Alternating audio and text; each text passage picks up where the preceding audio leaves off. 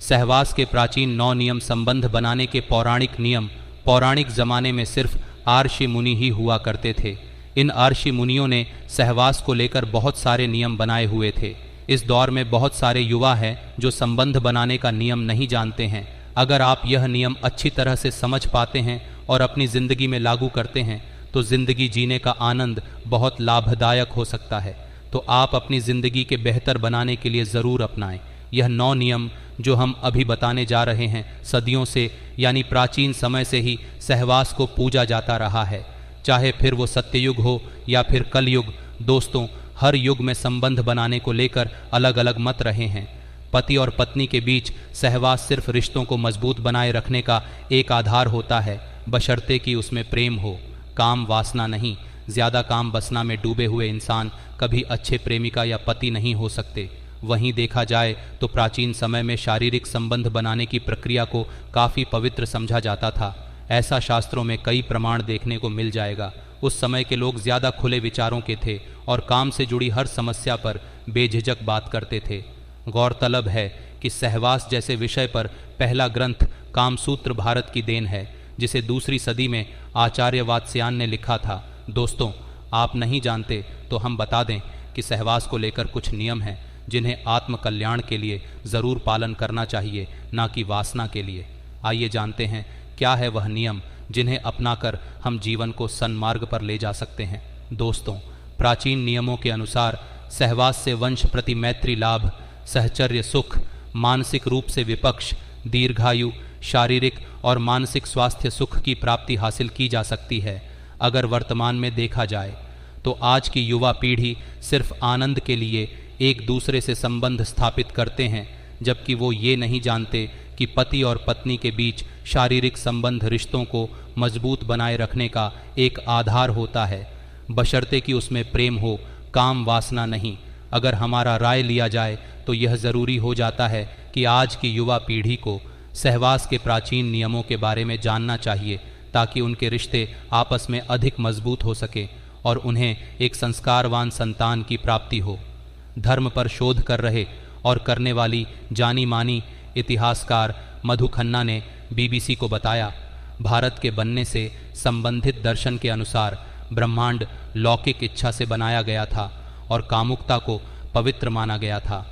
कामुकता के बारे में सबसे विस्तृत मानी जाने वाली किताब कामसूत्र 3री सदी में लिखी गई थी और ये किताब प्राचीन भारत के बारे में बहुत कुछ दर्शाता है। नमस्कार मित्रों, वीडियो में आगे बढ़ने से पहले आपसे एक अनुरोध है। कृपया हमारे वैदिक दृष्टि चैनल पर पहली बार आए हैं तो चैनल को सब्सक्राइब अवश्य कीजिएगा। हमारे द्वारा दिए गए जानकारी अच्छे लगे तो अपने दोस्तों के पास इस वीडियो को शेयर ज़रूर कीजिएगा। आइए जान लेते हैं क्या है प्रथम नियम। शास्त्रों के बाद की जाए तो शास्त्रों के अनुसार मनुष्यों के शरीर में व्यान, समान, अपान, उदान और प्राण नाम के 5 प्रकार की वायु रहती है।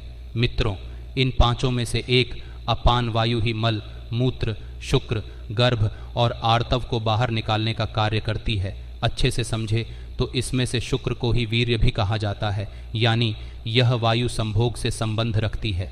शास्त्रों के अनुसार बात की जाए तो जब इस वायु की गति में फर्क आता है या यह किसी भी प्रकार से दूषित हो जाती है तो मूत्राशय और गुदा संबंधी रोग उत्पन्न होते हैं, जिस वजह से संभोग की शक्ति पर भी असर पड़ता है। अपान वायु ही स्त्रियों में माहवारी, प्रजन और यहाँ तक कि सहवास को भी नियंत्रित करने का कार्य करती है। इसलिए मनुष्यों को चाहिए वह अपने शरीर में इस वायु को शुद्ध और गतिशील बनाए रखने के लिए अपने उदर यानी पेट को साफ रखें और निश्चित समय पर शौच आदि से निवृत्त हो। नंबर 2, क्या कहता है दूसरा नियम। दोस्तों, कामसूत्र के रचयिता आर्षि वात्स्यायन के अनुसार कहते हैं कि स्त्रियों को काम शास्त्र का ज्ञान होना बेहद ज़रूरी है, क्योंकि इस ज्ञान का प्रयोग पुरुषों से अधिक स्त्रियों के लिए ज़रूरी है। हालांकि पति पत्नी दोनों को ही इसका भरपूर ज्ञान हो तभी अच्छे सुख की प्राप्ति होती है। आर्षि वात्स्यायन के अनुसार स्त्री को विवाह से पहले पिता के घर में और विवाह के पश्चात पति की अनुमति से काम की शिक्षा जरूर लेनी चाहिए। आर्षि वात्स्यायन के कहने का मतलब मत है कि स्त्रियों को गणिका की तरह व्यवहार करना चाहिए। इससे दाम्पत्य जीवन में स्थिरता बनी रहती है और पति अन्य स्त्रियों की ओर आकर्षित नहीं हो पाता है तथा पत्नी के साथ उसके मधुर संबंध बने रहते हैं। इसलिए स्त्रियों को सहवास का ज्ञान होना आवश्यक है ताकि वह काम कला में निपुण हो सके और पति को अपने प्रेम पाश में बांध कर रख सके। ऐसा करने से पति पत्नी के रिश्ते में मधुरता बनी रहती है और रिश्ते मजबूत बना रहता है।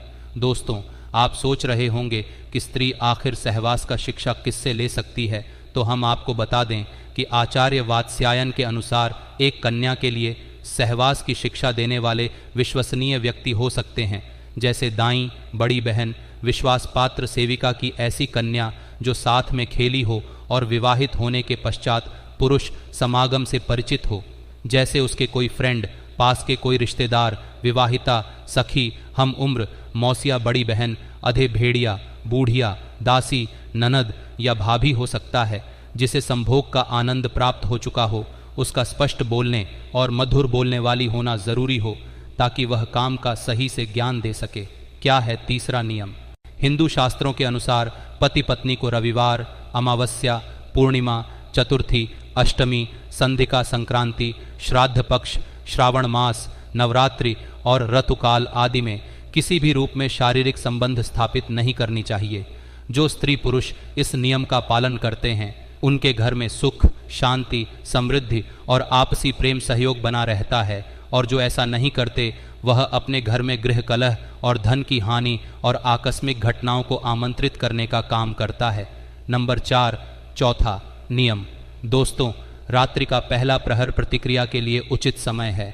अगर इस प्रहर में की गई प्रतिक्रिया के फलस्वरूप ऐसी संतान प्राप्त होती है जो अपनी प्रवृत्ति एवं संभावनाओं में धार्मिक, सात्विक, अनुशासित, संस्कारवान, माता पिता से प्रेम रखने वाले लोगों का मदद करने वाले, धर्म का कार्य करने वाले, यशस्वी एवं आज्ञाकारी होती है, शिव का आशीर्वाद प्राप्त होता है, ऐसी संतान की लंबी आयु एवं भाग्य प्रबल होता है। प्रथम प्रहर के बाद ऐसा माना जाता है कि राक्षसगण पृथ्वी लोक के भ्रमण पर निकलते हैं। उसी दौरान जो संबंध स्थापित की गई हो उससे उत्पन्न होने वाली संतान में राक्षसों के ही समान गुण आने की प्रबल आशंका होती है।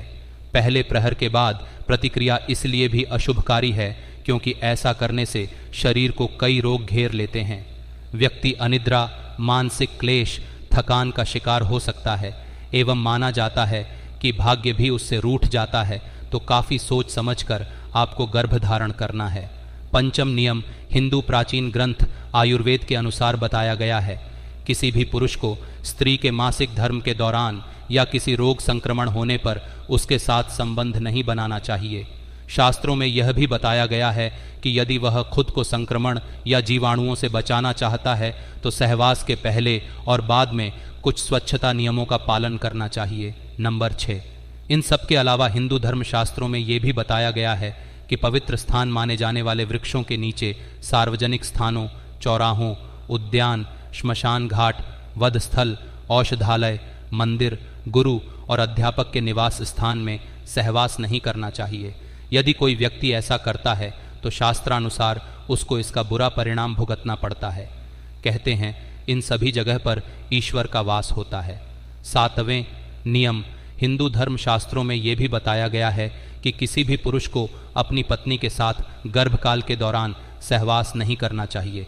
दोस्तों, गर्भकाल में संभव रत होते हैं तो भावी संतान के अपंग और रोगी पैदा होने का खतरा बना रहता है। इसीलिए गर्भकाल में सहवास करना वर्जित किया गया है। हालांकि कुछ शास्त्रों के अनुसार 2 या 3 माह तक सहवास किए जाने का उल्लेख मिलता है, लेकिन गर्भ ठहरने के बाद सहवास नहीं किया जाए तो ही उचित है। अगर शास्त्रों के बाद न भी माने तो आप खुद सोच सकते हैं कि क्या गर्भकाल में सहवास करना उचित है या अनुचित। 8वें नियम महिलाओं को मासिक धर्म शुरू होने के प्रथम 4 दिवसों में संभोग से पुरुष रुग्णता को प्राप्त होता है। जैसे 5वीं रात्रि में संभोग से कन्या, 6ठी रात्रि में पुत्र, 7वीं रात्रि में बंध्या पुत्री, 8वीं रात्रि के समागम से ऐश्वर्यशाली पुत्र, 9वीं रात्रि में ऐश्वर्यशालिनी पुत्री, 10वीं रात्रि के संभोग से अतिश्रेष्ठ पुत्र और 11वीं रात्रि के संभोग से सुंदर पर संदिग्ध आचरण वाली कन्या, 12वीं रात्रि से श्रेष्ठ और गुणवान पुत्र, 13वीं रात्रि में चिंतावर्धक कन्या और 14वीं रात्रि के संभोग से सद्गुणी तथा बलवान पुत्र की प्राप्ति होती है। वैसे ही 15वीं रात्रि के संभोग से लक्ष्मी स्वरूपा पुत्री और 16वीं रात्रि के संभोग से गर्भाधान होने पर सर्वज्ञ पुत्र संतान की प्राप्ति होती है। दोस्तों, इसके बाद की अक्सर गर्भ नहीं ठहरता।